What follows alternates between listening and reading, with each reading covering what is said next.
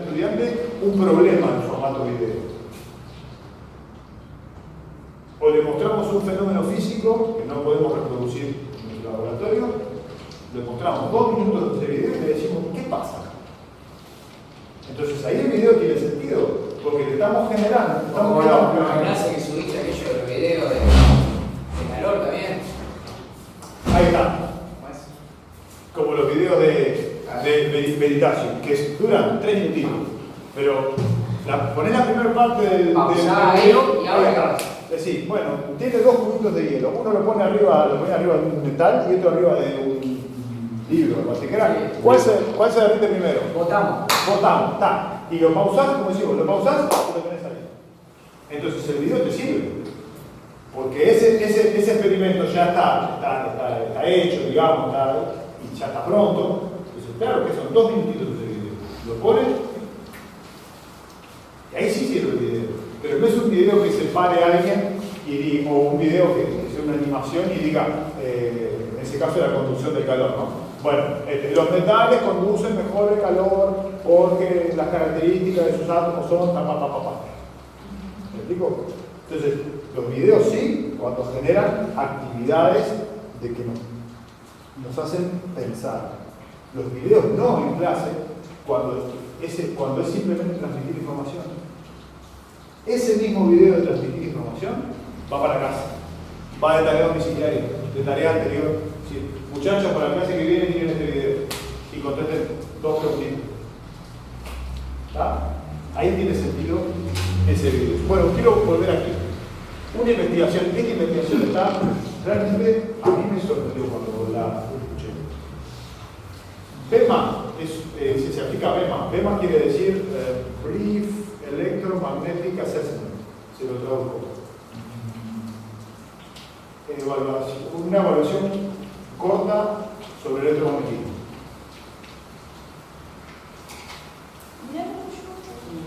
Ah, está, se largó, te largó.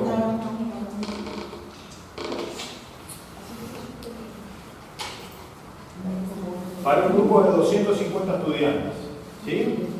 Y se ordenan en el grupo A y el grupo B de modo que ambos tengan la misma distribución de alumnos. Que era un cuestionario conceptual que en vez de ser sobre fuerzas, son también 30 y pico de preguntas, pero sobre electromagnetismo. ¿Está? Todas de multiplicación. Y bueno, después fulano sacó la máxima puntuación, va para este grupo. El segundo va para este otro. El tercero va para acá. Así sucesivamente, de modo que nos quedaban 2 grupos parejos. La misma cantidad de buenos alumnos, la misma cantidad de alumnos más o menos y la misma cantidad de malos resultados. ¿Sí? Grupo A y grupo B. Se les enseña el mismo tema, obviamente de electromagnetismo, durante 10 semanas. ¿Sí? 10 semanas, 2 meses ya, 2 meses y medio. Pero, con la siguiente característica. El grupo A tiene un profesor altamente calificado por colegas y estudiantes. Lo que hablábamos hoy, un profesor que fuera 4,5, 4,8. ¿Está? Eso es decir, bueno, ¿quién es el mejor profesor de esta universidad? Fulano. Todo el mundo lo quiere porque explica notable, porque es súper dedicado, pone los mejores ejemplos, todo lo demás, pero le dijeron, solamente puedes dar clases positivas. ¿Está? Y el grupo B, un profesor medianamente calificado. ¿Sí? 3 de 5. Bueno, un profesor que está más novato, que a veces se tranca, que tiene dudas, que a veces... pero con una metodología de aprendizaje activo que vamos a trabajar hoy, que vamos a explicar un poquito más, que se llama Peer Instruction, en castellano, instrucción entre pares. ¿Está? Le dijeron, bueno, vas a trabajar esas 10 semanas, no podés dar ninguna clase positiva y vamos a planificar clases con metodología de aprendizaje activo. ¿Se entendió cómo son las hipótesis? Sí, claro. Y se midió la ganancia de los aprendizajes. La ganancia del grupo A fue menor a la ganancia del grupo B. El profesor altamente calificado quedó techado, limitado por la metodología positiva. Y este otro profesor, que tenía menos experiencia, que tenía algunas fallas en el momento de la clase, logró que sus estudiantes tuvieran mejores resultados, dado que propuso una de las varias metodologías que hay, donde es una metodología de aprendizaje activo, que se llama inclusión entre. ¿Está? Otra investigación.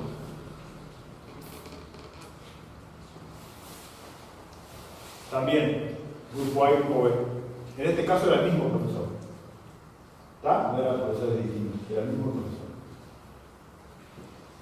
Donde fueron 3 clases expositivas y 1 hora de ejercicio. El otro grupo fue una sola clase expositiva y esto es una clase MBL. Se me fue. Bicep Learning. Esto por ahí. Que es una metodología de aprendizaje activo en base a. ¿Cómo se llama esto? A las interfaces. Microcomputer Based Learning. Se llama así. Microcomputer Based Learning. Son experimentos usando los sensores. Ustedes capaz que conocen el Globilab. ¿Lo ubican en los de la cebolita? Sí. Uno que es un ovni así, bueno, usando eso, el MB. Pero es una técnica, también incluye una técnica de aprendizaje activo. Mismo profesor, más horas de clase expositivas, 4 horas contra 2, ¿no? La ganancia de los aprendizajes volvió a ser mayor cuando ponemos un aprendizaje activo que cuando es un aprendizaje en una clase expositiva. Estas evidencias empíricas lo que nos tienen que llevar a pensar es las clases expositivas. Una pregunta. El grupo A era bueno, ¿no? No, en este caso era el mismo profesor. Este es otra investigación. No es la misma investigación que el otro que lo partía en 3. Pero igual no eran buenos y malos el otro. El grupo A y el grupo B eran. El otro tampoco eran buenos y malos. El grupo A y el grupo B eran de los. Se separaba uno bueno para cada lado.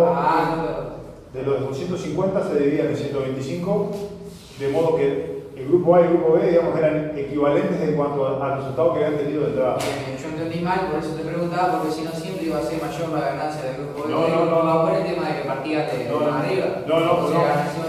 Justamente, lo que hicieron es se garantizaron de que partieran parejo. Y en el primer caso y en el segundo caso querían ver cuál era el efecto de la metodología de aprendizaje activo. ¿Está? Bueno, algunas consecuencias importantes que nos tenemos que llevar de esto sobre las clases expositivas.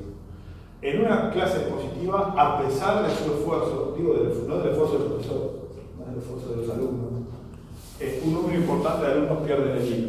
Inclusive ustedes hoy, ahora en este momento, que estamos dando esta parte expositiva mía, que era necesario, vamos casi 40 minutos de esto. Ustedes seguramente pierdan el hilo y seguramente las grabaciones que están haciendo Carlos y Gabriel y no sé quién más está grabando y Mabel, después cuando lo vuelvan a escuchar tenga más sentido cuando lo escuchan por segunda vez que en este solamente que es exposición mía. ¿Está? Todo tiene un precio, ¿no? ¿De qué? Todo tiene un precio. Que quiera, vendemos reproducciones de video. No, después sí le voy a pedir, si tú lo grabaste el video y eso también, después me gustaría que verme yo, porque también me sirve para mí para... Está, el tema que yo enfoqué en el... pero no importa, me escucho. Y pero si va a subir la diapositiva, lo chico un poco, cosa que agarre un poco más. No, está igual. Igual, ¿sabes lo que puedo hacer después? O me pasan los audios, lo que yo capaz que puedo hacer es el audio, pego el audio y después voy poniendo las diapositivas en lugares donde iba poniendo el audio, entonces les queda como ordenadito. Pero no importa. Ahí quedó. Bueno, el tiempo de aula no es una variable sustancial cuando se trata de clases expositivas. Yo puedo hablar y dar 3 clases. Llegar un día y dar una clase expositiva de un tema. Mis alumnos no entendieron. Llego y doy 2 días de clases expositivas y mis alumnos no entendieron. 3 días de clases expositivas y bueno, cambio de tema, ya está, ya me aburrí. En realidad no tiene que ver ni con mis alumnos ni con que yo sea espantoso explicando, tiene que ver con el método que estoy eligiendo. Si yo quiero que mis alumnos sean eficaces en el aprendizaje, no puedo basar mi curso en clases expositivas. ¿Está? Esta es una pregunta interesante. ¿Por qué era que las clases son de 40 minutos? Las clases de 40, 45. ¿Sí? ¿Saben de dónde viene eso? Porque es el tiempo en el cual el estudiante puede estar concentrado escuchando al profesor. Y eso tiene una 40 minutos se escuchan. Pensé que era menos. Son 15 minutos, ¿no? No. Para mí los primeros Eso, 15. pero eso, ¿hace cuánto que las clases son de 40 minutos? Si no es Sí, hace mucho tiempo. Por lo menos todos nosotros cuando íbamos al liceo, todos tuvimos clases de 40 minutos. Sí. Sí. Y si vamos para atrás, eran mucho más atrás también. Si le preguntamos a nuestros padres, también eran en ese tiempo. Pero fíjense entonces que los tiempos de clase están dictaminados, están dictados. ¿Por qué? Porque los 40 minutos era el tiempo que el estudiante podía escuchar al profesor. Está basado en la estructura de la clase expositiva. Claro, escuchar. Escuchar. Es increíble porque nosotros podemos establecer clases a veces de 2 horas reloj con nuestros alumnos chiquitos, estos de 12 y 13 años que decimos que ¡ay, no nos atienden! Pero si hacemos 2 horas reloj corridas en actividades de hacer, los tenemos 2 horas trabajando y 2 horas involucrados en la tarea. 2 horas reloj. Se puede llegar hasta 2 horas reloj. Sin recreo, sin nada. 2 horas. ¿Saben quiénes hacen eso? Las maestras entran a la 1 y el recreo a las 3. Sí. Pero no van a ver a ninguna maestra 2 horas seguidas hablando. ¿Qué hace la maestra? Llega, les dice actividades, hagan. O que recortan acá, que tienen que dibujar, que tienen que copiar el pizarrón, que tienen que hacer cuentas. Y van y vienen y están permanentemente en actividad. Y los tienen 2 horas. De 1 a 3 y después de 3 a 5. Los 15 minutos, en las charlas de neurociencia, el cerebro se conecta y se conecta cada 15 minutos. Eso de concentración, así, absoluto. Eso es importante si queremos hacer un inicio de clase y un cierre de clase. Si queremos plantear el tema y la motivación del tema, tiene que ser 10 minutos. El inicio, el problema inicial que nos va a dar y la consigna. ¿Cuál es el problema de la clase? ¿Qué vamos a hacer? ¿Qué tienen que hacer ustedes? Esta es la consigna. 10 minutos. Están todos concentrados. Después hacen, conversan, interactúan y después el cierre. ¿Qué hicimos en la clase? ¿Qué sacamos como conclusión? 10 minutos. ¿Está? Pero no una exposición de 40 minutos corriendo. No soy solo yo, el frío. Yo pensé que ya era. Bueno, y otra cosa, las investigaciones son consistentes, que estas conclusiones son independientes del lugar. Esto es importante, porque uno dice, hablando del pasar a los americanos y a los ingleses. No, le pasa a todo el mundo. Le pasa a todo el mundo. Hicieron aquí, porque estas mismas, hicieron universidades de varias partes del mundo y veían que eso eran. Las actividades eran, las conclusiones eran las mismas en todos los lugares. Acá una cosa que tiene que ver con el dictado de las clases. Esto en realidad no viene tanto, esto lo agregué yo el otro día a raíz de estaba repasando las devoluciones que les hice yo en la primera visita, cuando les vi dictar algunas cosas. ¿Qué cosas hay que dictar y qué cosas no hay que dictar en una clase? ¿Para qué sirve dictar? Primero, ¿dictar transmite conocimiento? No. ¿Cómo hacen ustedes en el momento que yo ahora les pongo a dictar algo? ¿Cómo procesan ustedes mismos la información cuando alguien les dicta? De manera. No la procesan. Bueno, tus alumnos tampoco. Aparte te das cuenta cuando te empezás a preguntar cosas obvias, ¿no? Repetir cosas obvias que no va a un razonamiento. Por ejemplo, una palabra, que entendió mal una palabra, tal cosa, no, ni sentido tiene. ¿Está? Entonces, no vamos a transmitir conocimientos, dictando. Segundo, ¿dónde está la información? No está en nuestro cuadernito, está por todos lados. está acá, tenés todas para información, la información está acá. Y en los libros ni que hablar. ¿Está? Acá, está en los libros, en internet, está en. Entonces, ¿vamos a dictar para darle información? No, busquemos otro método para darle información. Y ni siquiera para darse a nosotros. Le decimos, bueno, búsquela a ver qué encontró. Y nosotros nos dedicamos en la clase a discutir sobre lo que, y a cuestionar sobre lo que el alumno encontró y a hacer que lo que el alumno encontró empiece a tener sentido para el alumno. Ese es el rol nuestro. Hay un libro americano que se llama Why Do I Need a Teacher If I Got Google? Se lo traduzco. ¿Por qué necesito un profesor si tengo a Google? Dice así, ¿por qué necesito un profesor si tengo a Google? Google da información. Sí, da toda la información. Pero para aprender no basta con información. Basta con hacer las conexiones e interpretar la información. Y para eso somos profesores. Y le digo más, es la parte más difícil del asunto. Tener la información, voy a Wikipedia, la tengo. Ahora, ¿cómo hago para que esa información entre en mi cabeza y la entienda y la use y la pueda ver? Esa es la tarea que tenemos como docentes. Y nuestras planificaciones de clase tienen que ir en ese lado. Lo que es información está por ahí. Ayudemos a los estudiantes a que aprendan a buscar bien, a buscar donde tienen que buscar, y después nosotros en clase dedicamos a interpretar eso. Tercero, ¿qué mensaje damos sobre el rol del docente cuando dictamos información que el estudiante puede encontrar o elaborar por sus propios medios? Digo elaborar por sus propios medios porque otra cosa que no podemos dictar son las conclusiones cuando estamos haciendo la discusión. Imagínense yo ahora les dijera a ustedes, bueno, a ver muchachos, cogen 2 puntos. En una, cuando vayan a planificar una clase, no planifiquen la clase pensando que va a ser una clase expositiva. Y ustedes copiaron. ¿Qué sentido tiene que yo haga eso ahora?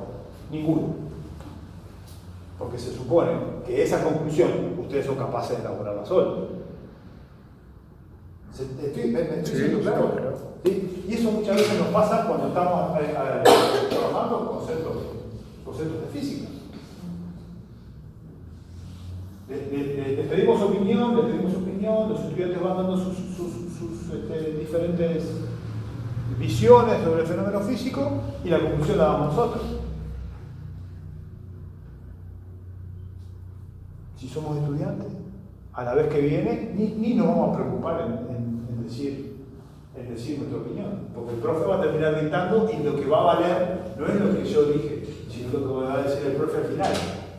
Entonces, la segunda vez el estudiante ya va a participar hasta con la... Bueno, sí, digo porque el profe me pregunta, pero yo sé que no va a tener mucho peso. Ahora, ¿cuál es el rol nuestro?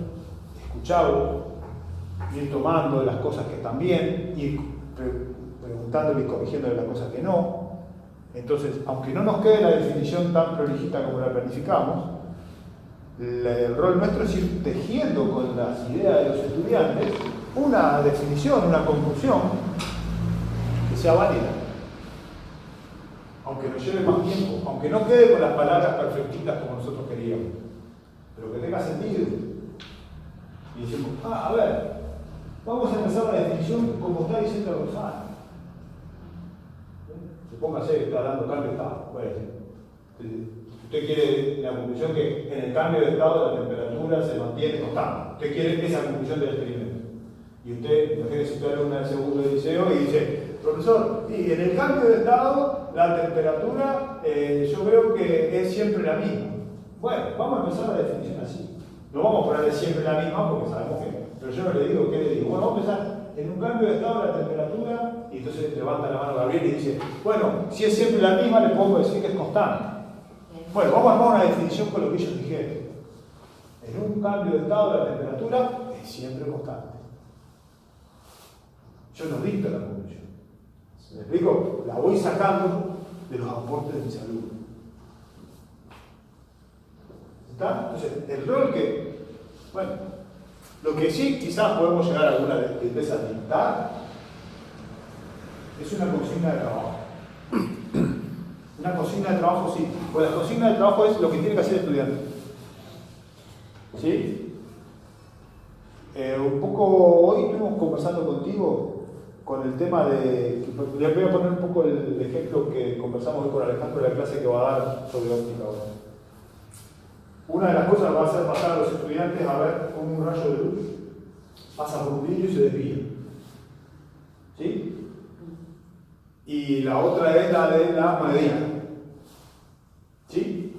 Si él les dice simplemente, bueno, a ver, miren, llenen de agua el vaso y vean que la monedita, como ¿saben todos? Sí, ¿No? sí. Es bien conocido. Llenamos la monedita y llenamos el vaso con agua y vemos la monedita y vemos. Yo lo hice en la escuela esa de la clase mía. ¿Sí? Ahí está. Pero si imagínate vas a una clase y tú le dices al estudiante, bueno, a ver, anoten lo que sucede. Anoten lo que sucede. Hoy hablábamos con él, y lo que sucede puede ser, echamos agua y apareció la monedita. Y uno dice, bueno, pues si el estudiante escribe eso, no queremos que escriba. Queremos que escriba que la luz cambió la dirección y por eso lo pudimos ver. Entonces, ¿qué hay? Hay una consigna de trabajo que no está bien clara.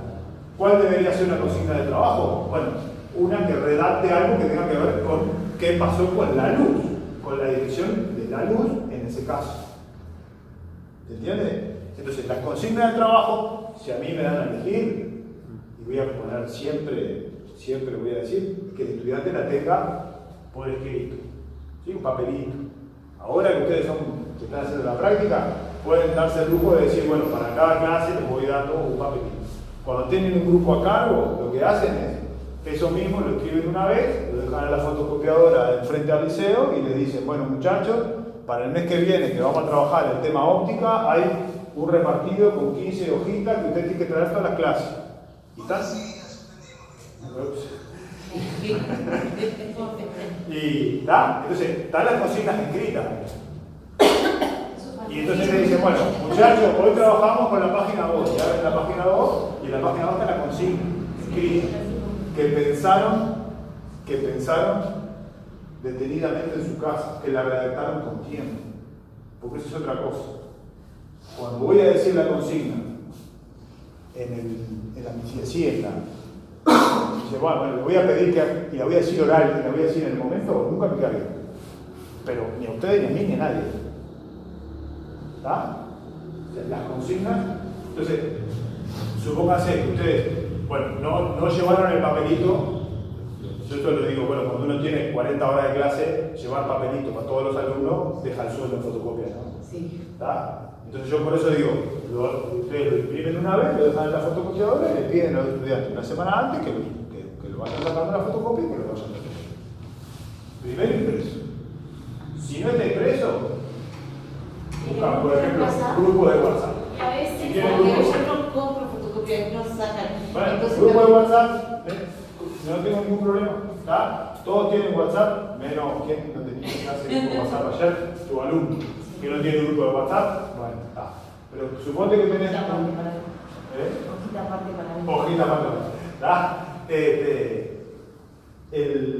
Pero bueno, en general podemos o a veces sí. cuando yo no van y le dice la estalla, pero no fui y no la encontré. Lo otro es que traigan la moneda y el docente se encarga de eso. Bueno, hay otras opciones también, es juntar dinero con Pero menos. los grupos de WhatsApp, o sea, en todos los liceos, en todas las instituciones están diciendo de no tener un grupo de WhatsApp con los alumnos. No, yo le digo que tú. Porque se les No, No, entre los entre los alumnos. Ah, Tú le dices a uno de ellos, vení, sacale foto a él. Claro, publicar. ah, Ayer donde lo vi, ¿en qué clase lo vi?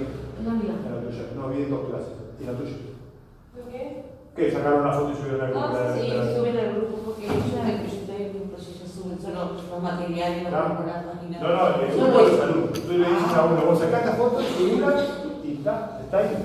Entonces la consigna la tienen escrita, la tienen clarita. Pues se me fue lo puse a hablar, se me fue.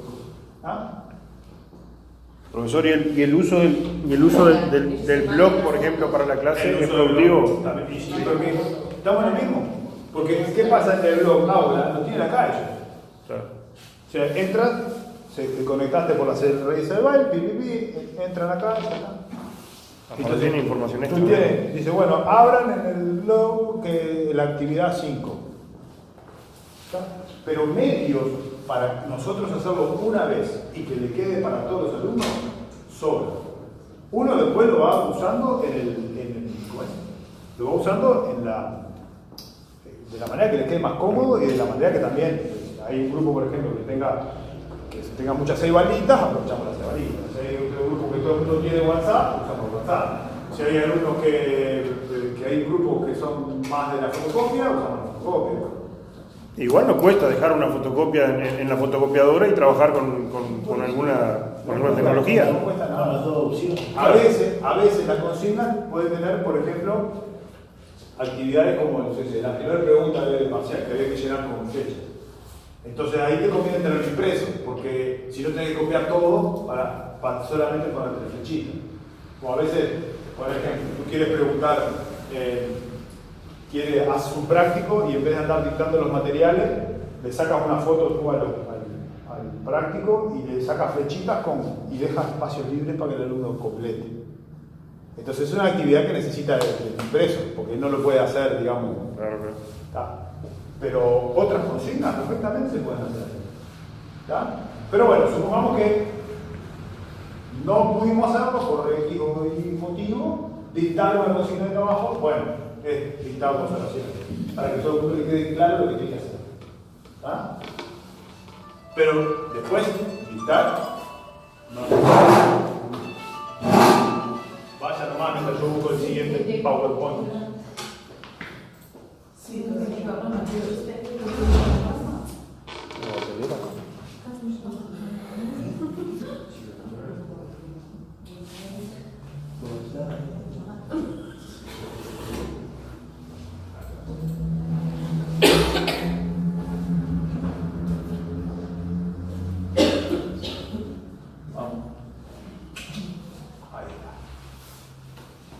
Entonces, luego, si no damos una clase positiva, ¿qué cosas podemos hacer? Bueno, podemos hacer muchas cosas. Voy a plantear dos ideas de las cuales ustedes pueden después ahondar bastante en Google y en Internet. Acá hay mucho material también en castellano, no hay mucho material en inglés, pero mucho material en castellano.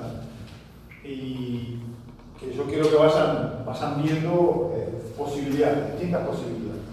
Porque a raíz de esto, de que las clases expositivas no tenían eficacia y que teníamos que plantear la clase en base a la enseñanza activa, empezaron a aparecer muchas ideas. ¿Está?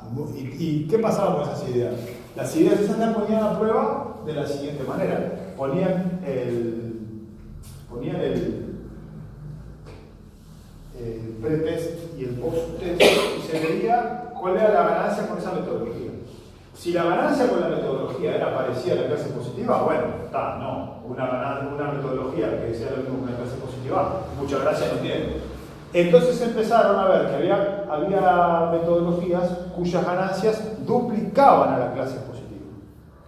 Y esas son las que no solamente se siguieron investigando, sino que se promovieron y se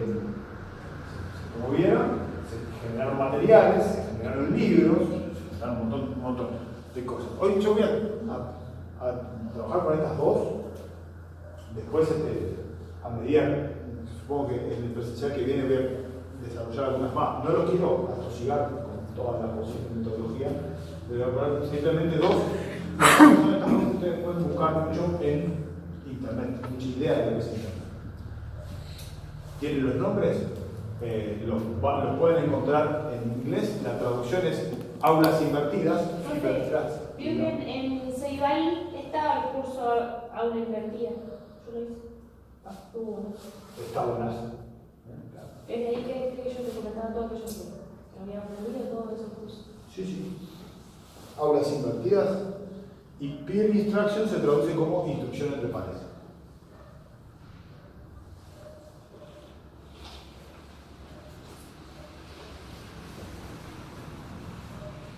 Eso en una clase tengo en la clase que voy de práctica, hay un grupito que se sienta en el fondo y se cierra, es cerrado.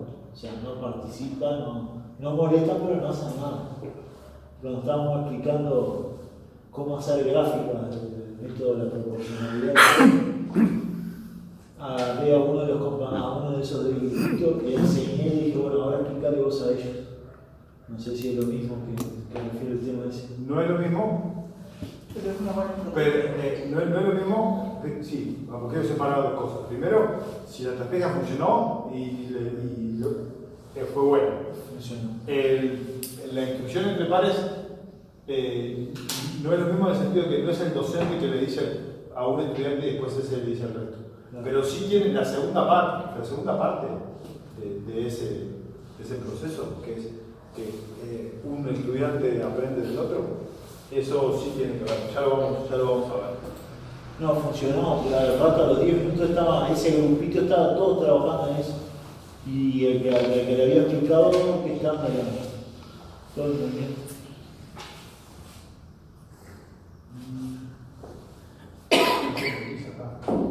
Quizás ustedes no tienen.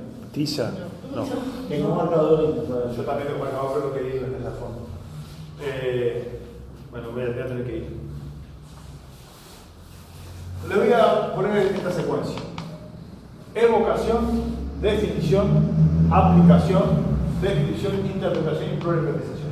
¿Qué es eso? Es la evocación, dice, se hace referencia a un hecho de la experiencia cotidiana o concepto que se supone conocido por el alumno. Ejemplo, sobre el hielo es muy difícil caminar. Eso es la primera parte del proceso, ¿no? Evoca lo que tiene el alumno. Segundo, se define algo, definición, ¿no? Se establece el significado de un término nuevo en su contexto teórico. Tercero, aplicación. Es un ejemplo que extiende o consolida la definición. Luego la descripción se refiere a hechos o sucesos no cotidianos que se supone desconocidos para el alumno. Después interpretación, donde se explican los conceptos teóricos y se buscan relaciones, y por último se plantean problemas. ¿Sí? Eso es un proceso. Evocación, se hace referencia a la experiencia cotidiana, se da una definición, se aplica, se describe, se interpreta y se pone un problema. Pregunta, de 1 a 5, ¿cuán frecuente es esta secuencia o una secuencia similar al desarrollar un tema en la clase de física? Ahora voy para allá a escribir sus opiniones. 4,5. 4, 2, 5, otra. Hoy son 9 alumnos, tengo que tener 9 valores.